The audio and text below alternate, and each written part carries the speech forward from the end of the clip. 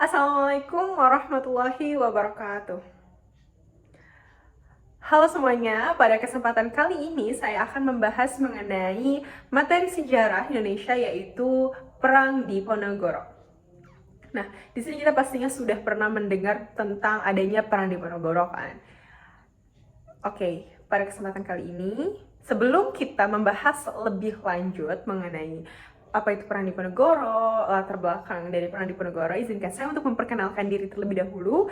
Saya Regina Lelika Andini, saya dari kelas 12 MIPA 7 dengan nomor absen 27.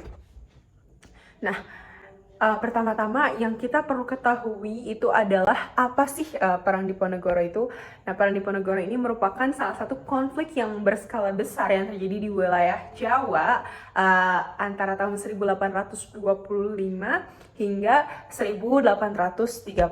Nah, Perang Diponegoro ini merupakan perang yang memiliki dampak yang sangat besar terhadap masyarakat Indonesia maupun masyarakat Belanda. Kenapa demikian? Karena pertempuran ini merupakan pertempuran terbesar yang pernah dialami oleh Belanda selama masa kependudukannya di Nusantara.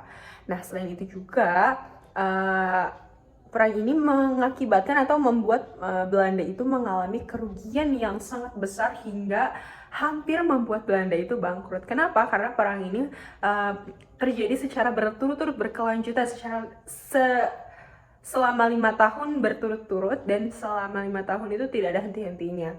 Nah, selanjutnya perang ini juga melibatkan beberapa tokoh atau beberapa pihak, diantaranya yang pertama yaitu ada Pangeran Diponegoro yang merupakan salah satu keturunan Keraton Yogyakarta, yang dimana ini dia merupakan seorang pemberontak yang ingin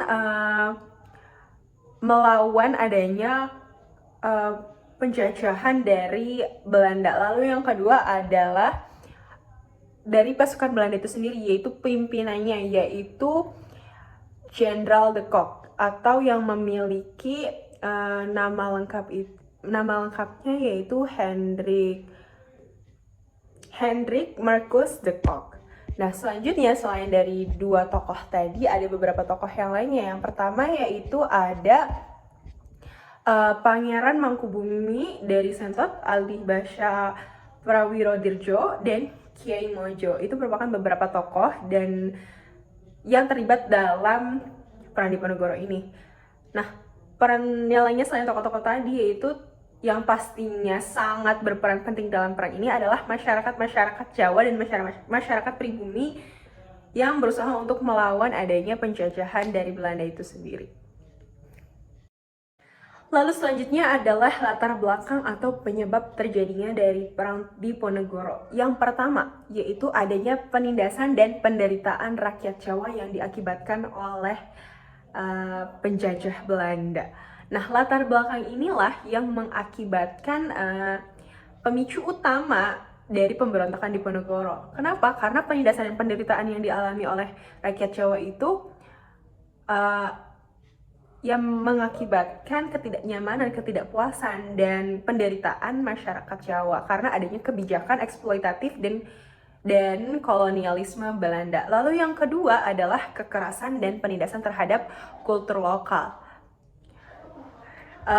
Belanda ini dengan tegas menerapkan kebijakan kolonial yang menghancurkan kultur lokal dari Indonesia, dari masyarakat Jawa itu sendiri, yang memaksa rakyat Jawa itu untuk tunduk dan mendapatkan keuntungan ekonomi yang mereka dapatkan dari masyarakat Jawa, dan itu dirasakan tidak adil dan merugikan bagi masyarakat lokal atau pribumi yang lainnya. Nah, hal ini menciptakan adanya perasaan dan keinginan yang kuat untuk melawan penindasan yang terjadi akibat penjajah Belanda tersebut. Lalu yang ketiga adalah keinginan akan kedaulatan dan kemerdekaan. Nah, latar belakang selanjutnya ini merupakan keinginan yang kuat untuk melakukan kemerdekaan bagi masyarakat Jawa. Dengan adanya pimpinan dari Pangeran Diponegoro, masyarakat Jawa ini akhirnya bertekad dan melakukan perlawanan terhadap penjajahan Belanda. Nah, selanjutnya adalah ketidakadilan sosial. Ketidakadilan sosial yang dihadapi oleh rakyat Jawa ini terjadi karena adanya kesenjangan antara masyarakat Jawa dengan masyarakat Belanda.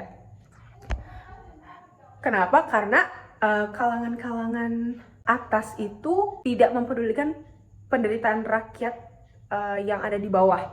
Sebenarnya bukan hanya kesenjangan antara rakyat Belanda dengan rakyat Jawa, melainkan dari sesama rakyat Jawanya itu sendiri. Seperti kalangan keraton yang hidup mewah, sedangkan masyarakat menengah ke bawah itu mengalami penderitaan.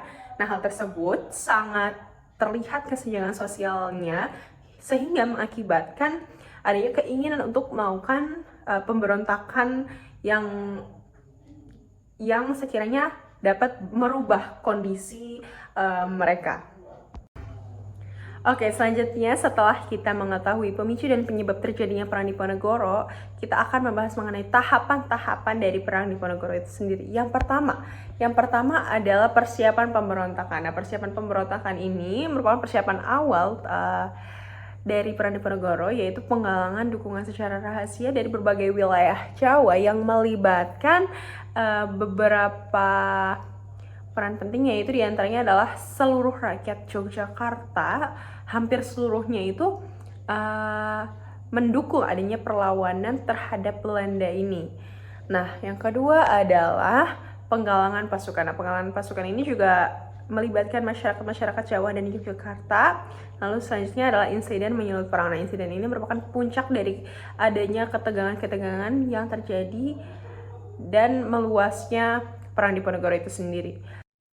Pada tahun 1827, Belanda itu melakukan penyerangan terhadap Diponegoro dengan menggunakan sistem benteng Stelsel, di mana sistem inilah yang membuat pasukan Diponegoro itu merasa terjepit dan merasa buntu.